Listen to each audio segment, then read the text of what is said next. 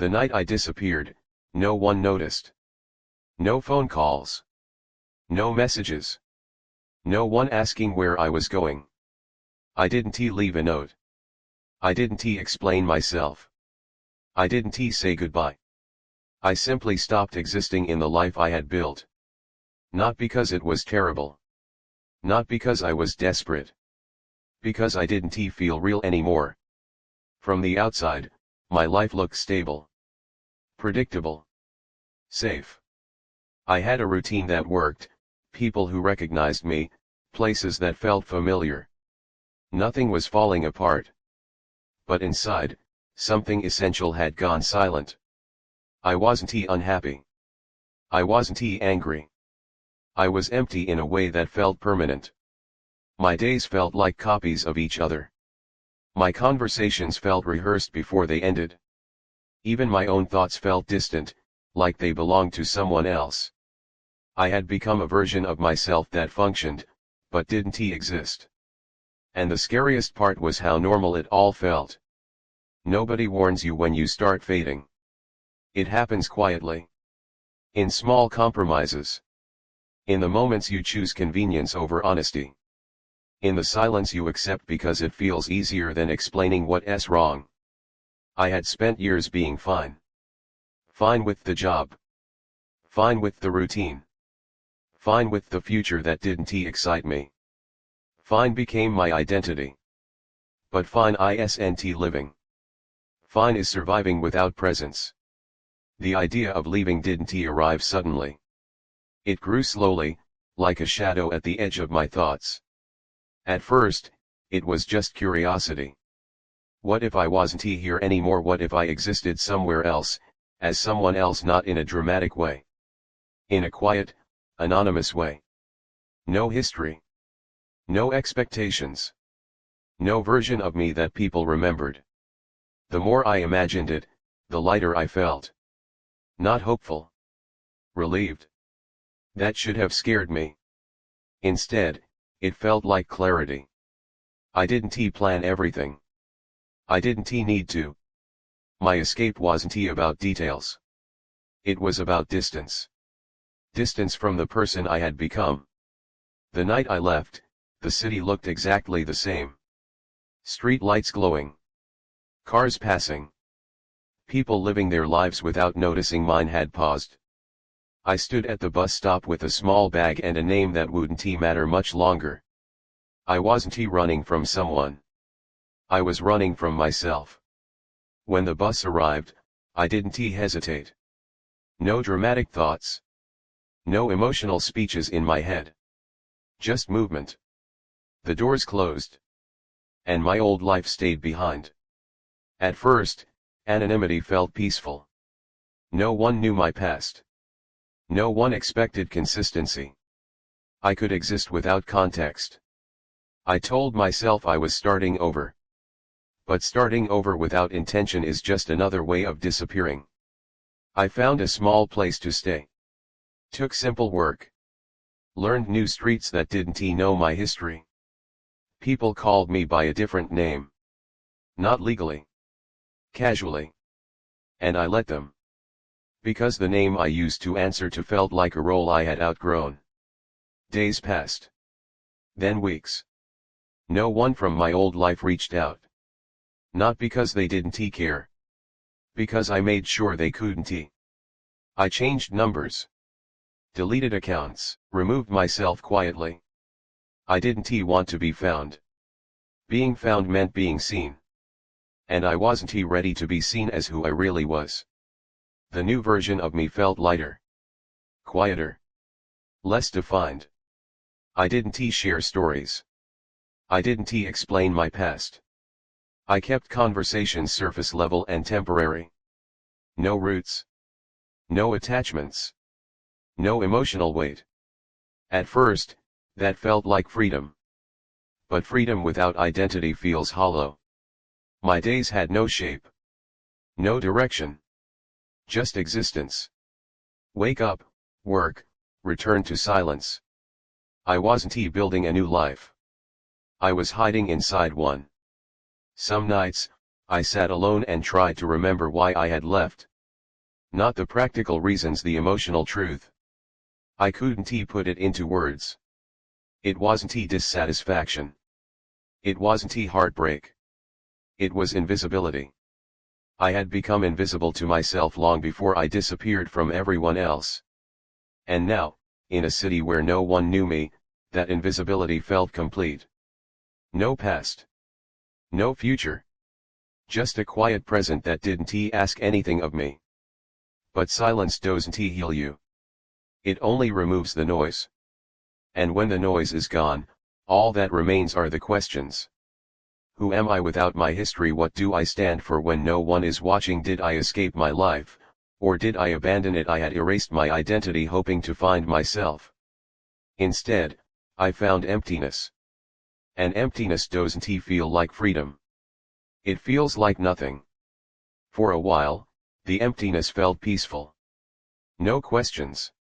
No expectations. No past pulling at me. I existed in a narrow present where nothing demanded explanation.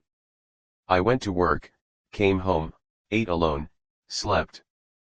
People knew my face, not my story. And I liked it that way. Stories carry weight. Weight reminds you of who you were. I didn't want reminders. But silence doesn't stay quiet forever. It slowly fills with thoughts. At first, they were small. Passing curiosities. Brief memories I brushed away like dust. A street that felt familiar. A voice that sounded like someone I used to know. A smell that pulled me backward for just a second. I told myself it didn't matter. But the mind doesn't forget just because you stop asking. The more anonymous my life became, the more unreal I started to feel. Without a past, my present had no depth. Conversations stayed shallow. Relationships stayed distant. Even my own emotions felt muted, like they were happening behind a wall. I wasn't sad. I was hollow. There's a difference. Sadness wants comfort. Hollowness wants meaning. I avoided people who asked too many questions.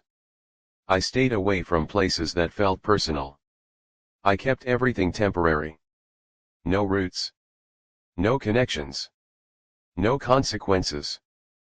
But a life without consequences also has no direction. One evening, I overheard a group of strangers laughing together outside my building. They were talking about shared memories, old jokes, people who knew their stories. Their laughter didn't hurt. Their familiarity did. They belonged somewhere. I didn't. Not here.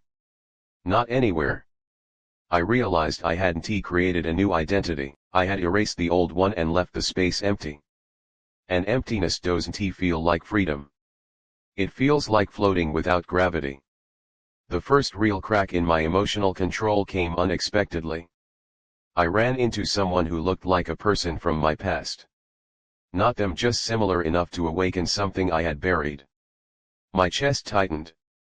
Not with nostalgia. With recognition. I remembered what it felt like to be known. Not famous. Not admired. Known. Someone who remembered my stories. Someone who understood my silences. Someone who saw continuity in my life. Here, I was just a face in passing. Replaceable. Forgettable. At night, the questions became louder. What did I actually run from? Was my old life really empty, or was I just afraid to live it honestly? Did I leave to find myself or to avoid myself? The answers weren't kind. I didn't leave because my life was wrong. I left because it was real. Real lives come with responsibility, friction, and emotional weight. Real lives force you to choose who you are. And I had been tired of choosing. Disappearing meant I didn't have to commit to anything. Not to people. Not to goals. Not to an identity. But the cost of that freedom was depth. Without commitment, nothing feels meaningful. My days blurred together. I stopped marking time by events and started marking it by exhaustion. Not physical exhaustion, emotional. I was tired of being undefined. I was tired of avoiding myself.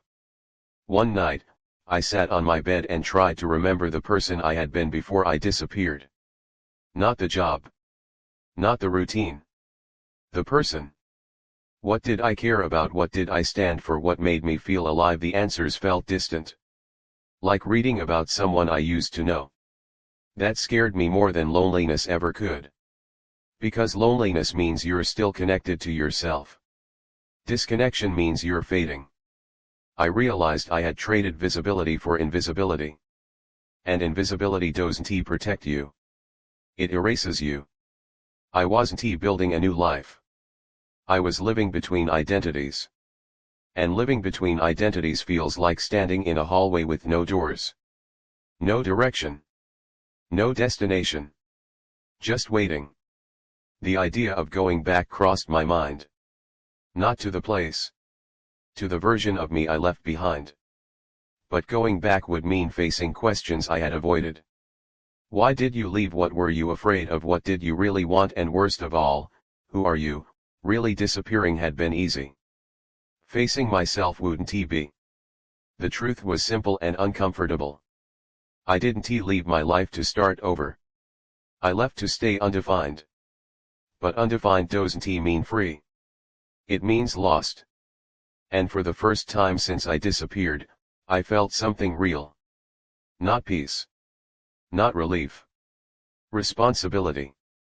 Responsibility for the person I had abandoned. Not the people I left behind. Myself. There's a moment when hiding stops feeling safe. And starts feeling dishonest. Mine came quietly. No dramatic event. No confrontation. Just a realization I couldn't escape anymore. I wasn't living under a new name. I was living without one. Because a name isn't just what people call you. It's what you answer to inside yourself. And I had stopped answering. The city where I disappeared to never became home. It stayed neutral, temporary, emotionally distant. I told myself I liked it that way. But the truth was simpler. I was afraid of belonging again. Belonging means being seen. Being seen means being known. And being known means being responsible for who you are. Disappearing had removed the pressure. But it had also removed meaning. I started noticing how little I actually felt. Not numb. Just shallow. My reactions were muted. My days blended together. Nothing felt personal because I hadn't allowed anything to become personal. I had protected myself from pain. But I had also protected myself from connection. And connection is what makes life feel real. One evening, I stood in front of a mirror and tried to introduce myself out loud. Not with the name people here used, with the one I used to answer to. It felt strange. Distant. Like saying the name of someone who had moved away. That's when I understood something that hurt more than regret ever could. I hadn't escaped my past. I had abandoned my identity. Not because it was wrong. Because it was complicated. Real lives are complicated. They come with history, emotion, unfinished conversations, and versions of yourself that don't always make sense. Running away simplified everything. But simplicity came at the cost of depth. I wasn't becoming someone new. I was becoming less. Less expressive. Less invested. Less alive. And no one was forcing that on me. I was choosing it. I had convinced myself that disappearing was strength. But real strength is staying present when things feel uncomfortable. It's easier to leave than to explain. Easier to vanish than to confront. Easier to erase yourself than to redefine yourself. I chose the easy path. And the easy path led to emptiness. The hardest part wasn't missing people. It was missing myself. I missed the version of me that had opinions, history, emotional weight. The version that belonged somewhere not because the place was perfect, but because it was mine. Here, nothing was mine. Not my name. Not my story. Not my direction. I existed. But I didn't own my life. So I made a decision. Not to go back to the city I left. Not to fix the past. Not to explain everything to everyone. I chose to reclaim myself. Not externally. Internally. I stopped hiding from my own history. I stopped pretending my past didn't matter. I allowed myself to remember who I had been, not to punish myself, but to reconnect with something real. I started answering honestly when people ask simple questions. Not with my full story. Not with explanations. Just with truth. Small truths. I'm still figuring things out. I didn't always live here. I'm learning what matters to me. For the first time since I disappeared, I felt grounded. Not safe. Grounded, because grounding doesn't remove uncertainty. It gives you direction. I didn't return to my old identity. I integrated it. The version of me who ran away wasn't weak. He was tired. But the version of me who stopped running, the one who accepted his past instead of erasing it, was honest. And honesty gave my life shape again. My days didn't suddenly become exciting. My problems didn't vanish. My future didn't become clear. But my life felt mine. I wasn't hiding behind anonymity anymore. I was choosing presence. I realized something simple and powerful: you don't disappear to find yourself. You disappear to avoid yourself. Finding yourself requires staying. Staying with your questions. Staying with your past. Staying with the version of you that isn't finished yet. Running creates distance. But distance doesn't create identity. Only ownership does. If you're listening to this and you feel the urge to vanish, to change your name, your place, your story, I want you to understand something. You don't need to disappear to start over. You don't need to erase yourself to become someone new. You need to stop running from who you are. Because the moment you stop hiding from your own life, you don't just exist anymore. You belong to it. And that makes all the difference.